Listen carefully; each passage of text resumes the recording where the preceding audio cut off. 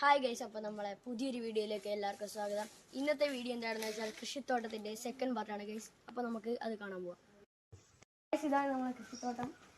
അവിടെ പയറുണ്ട്, വെണ്ടയ്ക്കുണ്ട്, ചീരയുണ്ട്, തക്കാളി ഉണ്ട്. ഗൈസ്, ഇതാണ് നമ്മളെ വീട്ടിൽ വിളവെടുത്ത പയർ. ഇതാ അമ്മമ്മ വീണ്ടും കുറേ എടുക്കുന്നുണ്ട്.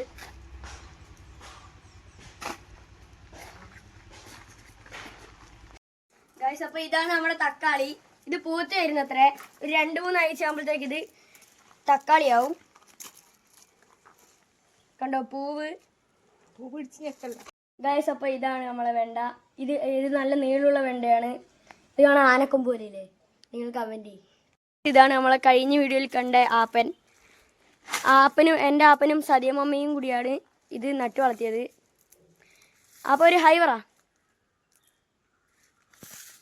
ഗൈസ്, അപ്പോൾ നമ്മൾ ഇന്നത്തെ വീഡിയോ ഇത്രയേ ഉള്ളൂ. അടുത്ത വീഡിയോയിൽ കാണുന്നവരെ ബൈ ബൈ.